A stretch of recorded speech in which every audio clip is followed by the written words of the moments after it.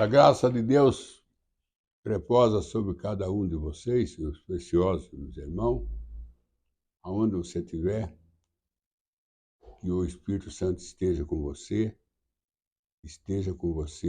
os anjos de Deus, acampando ao vosso redor, livrando de todos os mal. É o que eu desejo em nome do Senhor Jesus Cristo. Irmão, tem coisa na vida que não é fácil de se resolver. Precisa de graça, precisa do amor de Deus, precisa daquela presença poderosa de Deus manifestada. Porque nós vivemos, no mundo todo nós vivemos, que é chamado pelo Mambanda de hospital de pestilento. O que você espera do hospital de pestilento? A não ser peste. Mas nós temos a graça que nós temos Deus como grande médico nesse hospital, cuidando de nós, cuidando das nossas feridas, como o bom samaritano, encontrando que aquele homem semi-morto tinha sido espancado, desprezado. Mas tem um bom samaritano para socorrer. Enquanto que antes do bom samaritano, já tinha passado dois. Um sacerdote viu ele caído, semi-morto, mas cortou horta. Veio um levítico, que também era da área religiosa, carregador da arca, cortou horta. O terceiro, bom samaritano. Esse não cortou horta. Esse encarou a situação. Por que o sacerdote, sendo sumo sacerdote, um homem preparado, um homem escolhido, para cuidar dos feridos, para cuidar dos problemáticos, e ele vê aquele homem semi-morto, se era um homem que precisava da ajuda dele, era aquele. Se ele tinha uma missão para fazer, era aquela, socorrer aquele homem caído, semi-morto. Mas ele cortou horta. Por isso que nós vemos na vida, muitas vezes,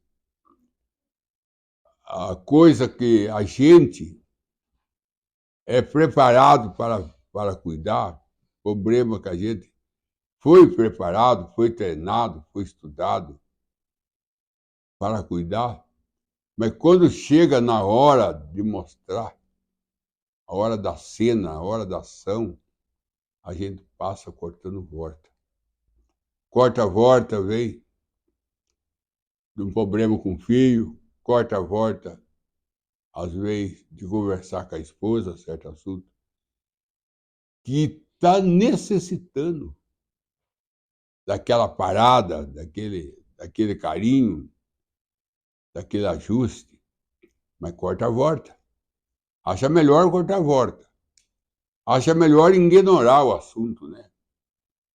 Acha melhor ir embora. O cortar a horta, o rio também faz. Quando o rio vai descendo para o mar, que ele encontra rocha na frente, ele não encara a rocha, não. Ele corta a horta, ainda que ele anda longe, mas ele vai cortando horta, cortando horta.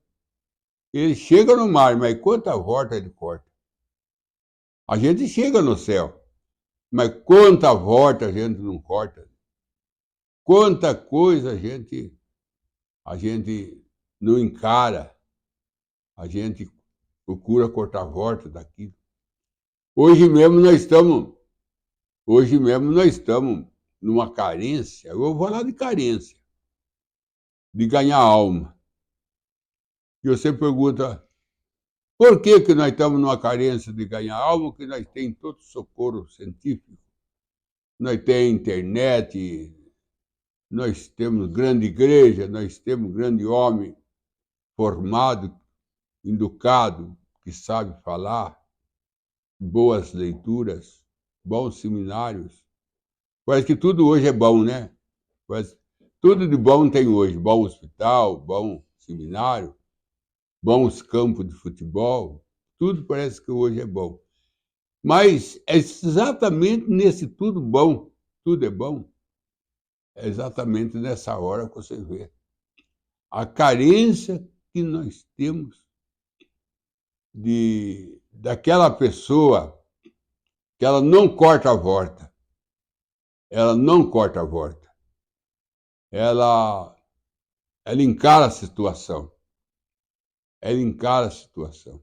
Nós precisamos de pai assim, nós precisamos de mãe assim, nós precisamos de irmão assim. E eu mesmo estou aqui cobrando eu estou cobrando eu. E eu mesmo precisava ser o bom samaritano. Eu estou cansado de ser aquele sacerdote que corta a volta das coisas. Cansado de ser aquele levítico, carregador da arca. Levítico carregava a arca é a palavra. Mas na hora de socorrer o homem semi-morto, também cortou volta. E quanta coisa na vida nós não era para parar, dar atenção, socorrer, que precisa da gente. E a gente tem meio para aquilo e procura cortar a volta, cortar a volta.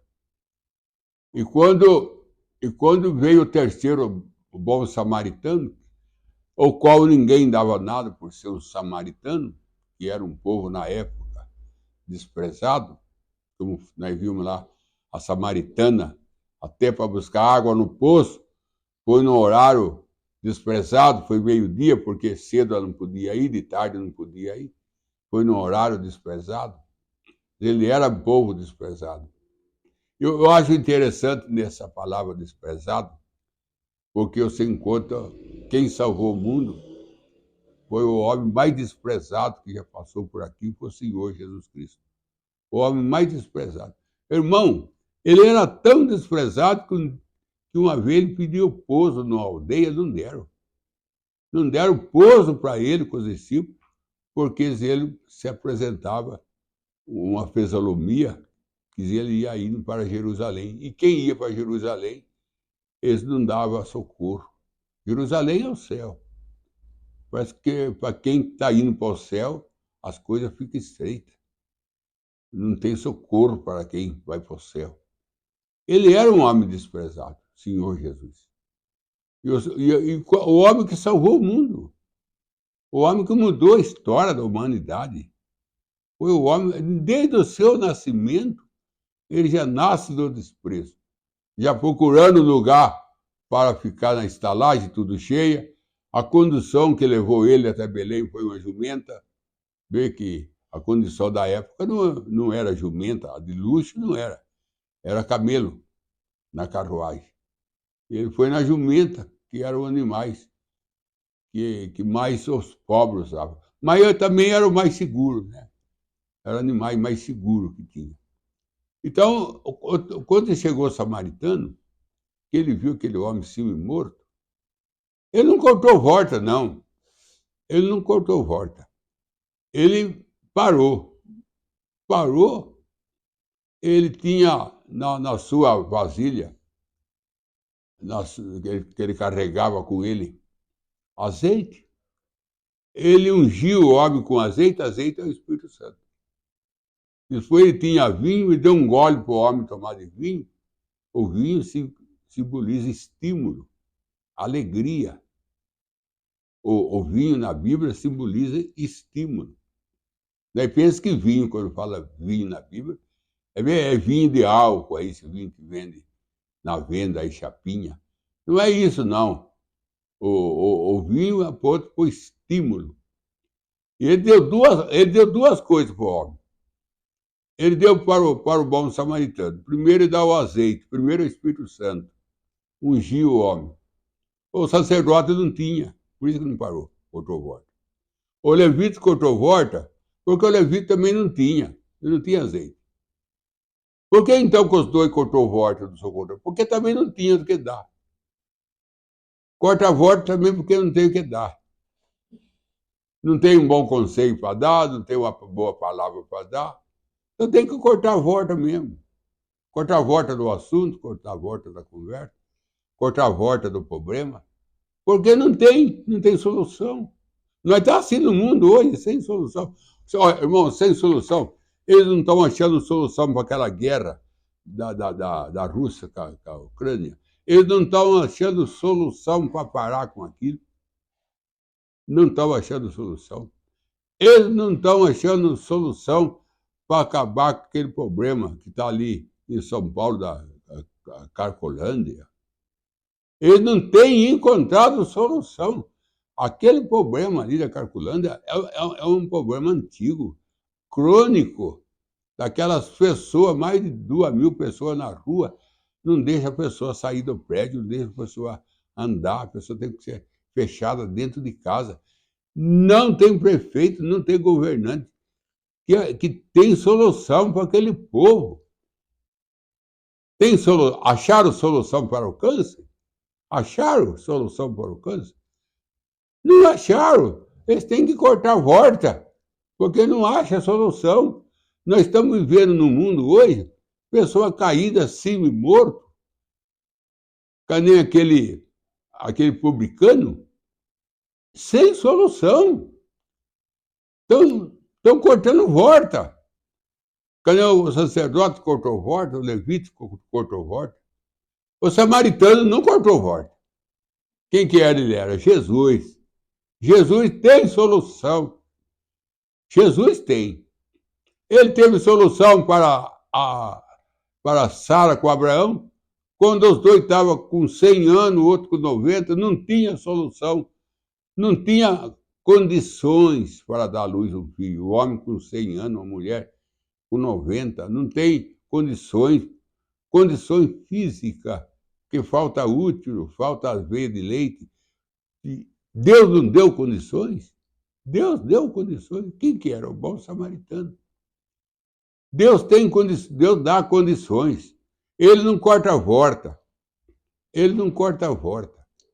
Você vê um paciente que está sofrendo certa doença, o médico examina, ele indica outro médico, chega no outro médico, indica outro médico, chega no outro médico, indica outro médico, a pessoa fica em médico, remédio em remédio, remédio em remédio, tudo cortando horta. Cortando horta do problema, porque não tem como resolver. Não tem como resolver. Agora, quando chegou o bom samaritano, o Senhor Jesus Cristo, ele ungiu o homem com azeite, aí ele já tinha. Ele tinha com que socorreu o homem. Ele socorreu com azeite, que é o Espírito Santo. Depois ele deu vinho para o homem, que é estímulo, alegria. Porque, irmão, a alegria, não abre mão da alegria, não, porque a alegria é um dos grandes remédios que nós temos para a cura.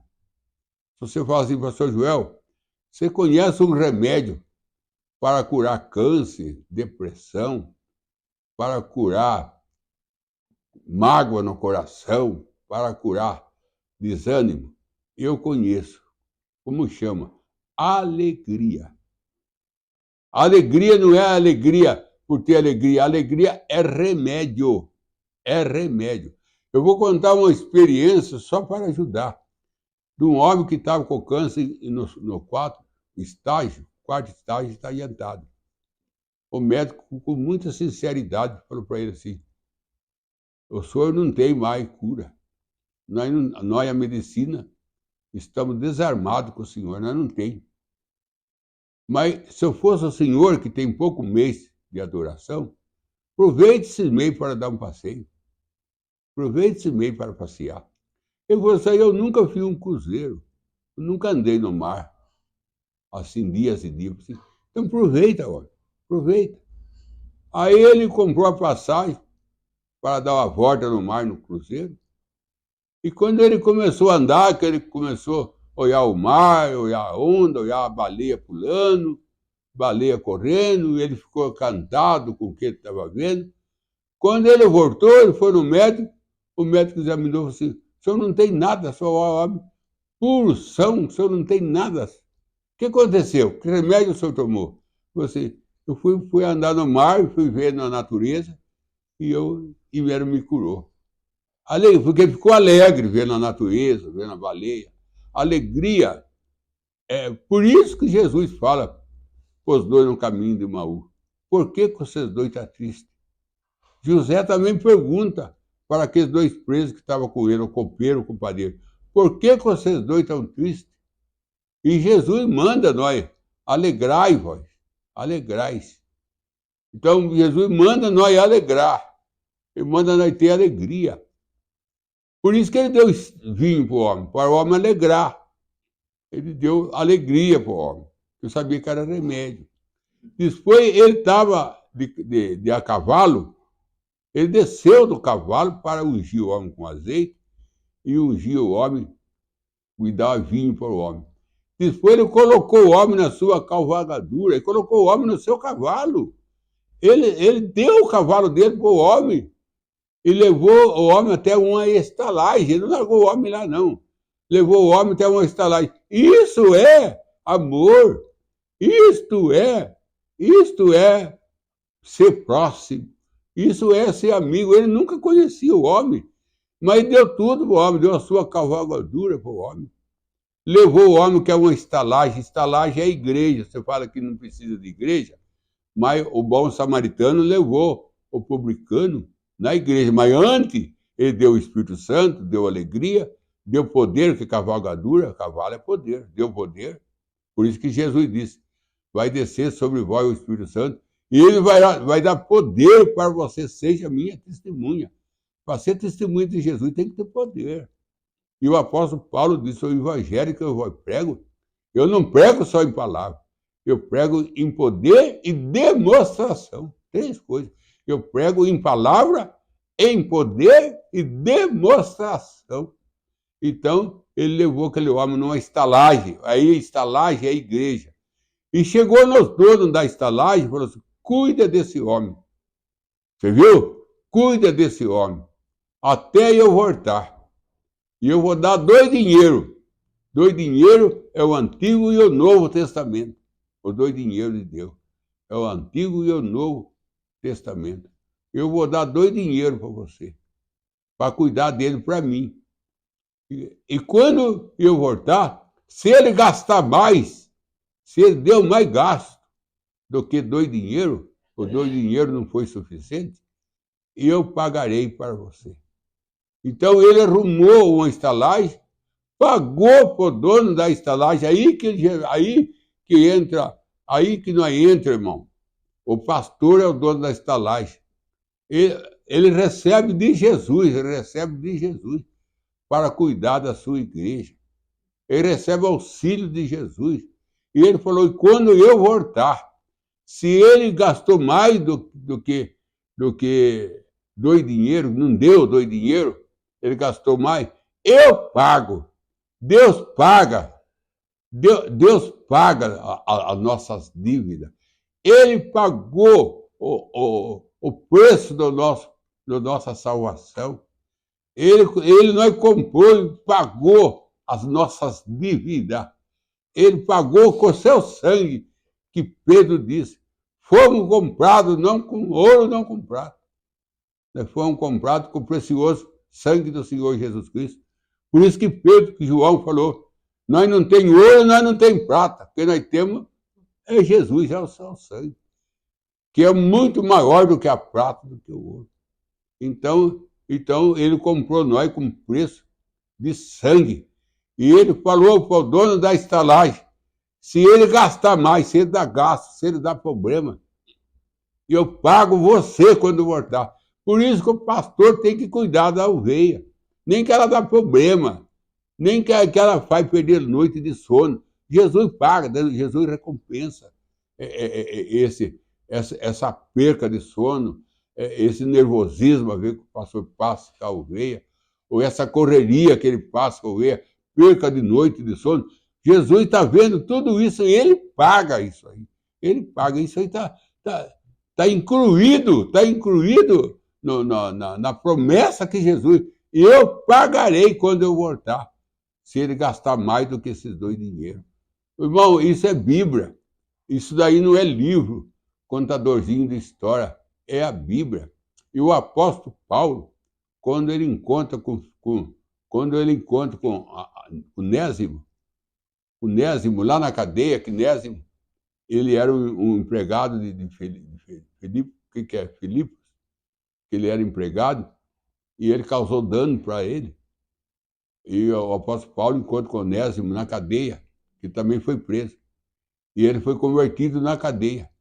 E ele mandou uma carta para o dono dele, que trabalhava para ele, para Filipos, e falou para ele assim: eu estou mandando ele de volta para ti.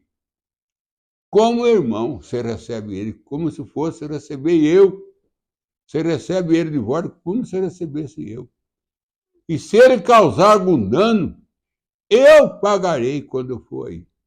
Se ele causar algum dano, eu pagarei.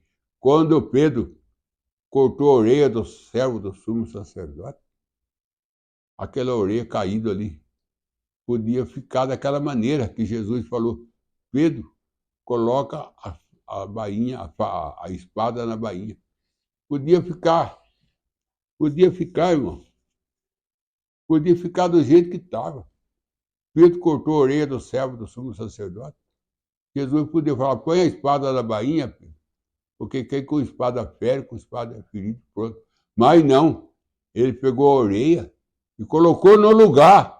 Colocando a orelha no lugar, ele estava consertando o erro de Pedro. Ele estava consertando o erro de Pedro. E Jesus conserta o nosso erro. Ele coloca em nosso lugar, ele conserta o nosso erro. Ele não deixa brecha para Satanás usar nós. Porque Jesus conserta o nosso erro. Nós temos outra passagem na Bíblia que José mandou Jacó mentir, seu pai mentir.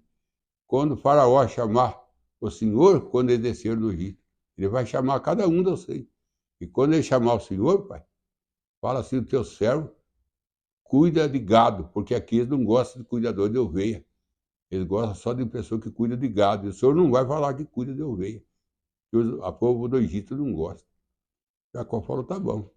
Quando o faraó chamou ele, falou: como é que vai, meu servo? Tudo bem. Quanto ano de vida tem? 110 anos. Não tenho vivido muito como meus pais têm vivido, porque eu tenho passado por muito sofrimento. E o que meu servo faz? Meu servo cuida de ovelha. Ele não mentiu, mesmo que o seu filho mandou mentir. E José era a perfeição. A perfeição mandou a graça mentir. E a graça não mentiu. A graça é a graça. A graça que nos salva. Por isso, irmão, pastor, você que é o dono da estalagem, Jesus leva a ovelha para você. Isso aí me inspira, irmão. Me deixa eu animado, encorajado. Quando eu leio a Bíblia, quando eu estou sem ler a Bíblia, pode ser que eu me encontre de desânimo. Mas quando eu começo a falar da Bíblia, o céu desce.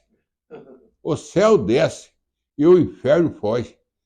O céu desce.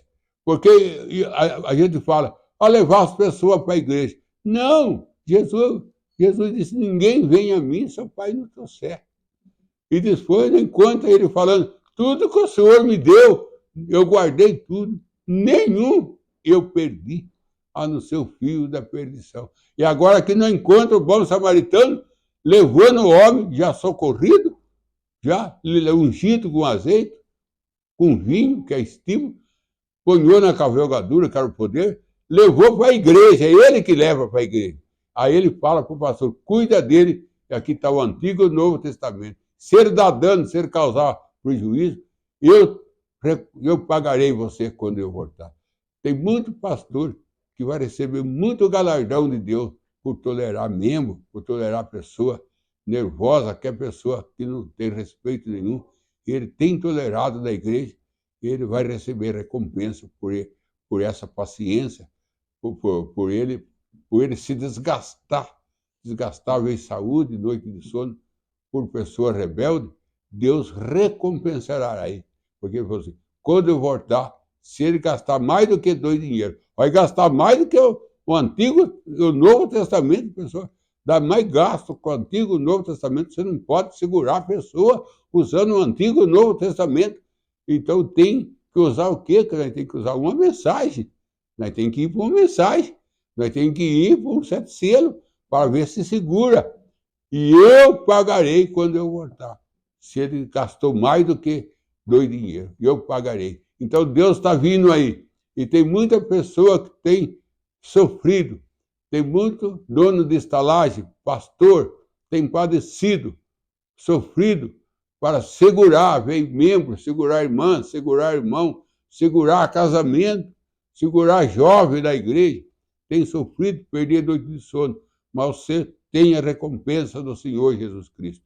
Eu só para terminar, eu vou contar uma pequena passagem daquela moça que ela foi criada junto com a sua prima, chamada Prima Or, que o noivo fez uma promessa para ela: quando eu voltar, eu casarei com você, eu vou voltar daqui a 1 ano. E dali 1 ano, ele voltou para buscar ela, ele fez a promessa para ela. E ela era pobre, ela era criada com as primas, cuidava das coisas da prima. Ela não tinha pai, não tinha mãe. E quando ela voltou, quando ele voltou com a carruagem, dali 1 ano que ele tinha prometido, que ela entrou na carruagem, que ela foi falar para ele assim: dentro desse ano que eu te esperei, eu passei por tanta zombaria da minha prima. Quando ela foi para falar, e ele pôs uma mão na boca dela e falou: quieto, não fale nada, porque eu sei todo o que você passou, porque eu deixei um mensageiro aí para acompanhar você. Você não sabia, mas tinha um mensageiro aí acompanhando você. E ele contava para mim tudo o que você passava. O Espírito Santo é esse grande mensageiro que tem acompanhado o nosso passo. E tudo que nós passa aqui, ele leva para o céu, ele conta para Deus por aquilo que nós estamos passando. Nós não estamos desamparados, nós estamos amparados. E Deus conhece todo por aquilo que nós passa. E ele vai trazer a recompensa quando ele voltar. Que Deus te abençoe em nome de Jesus Cristo.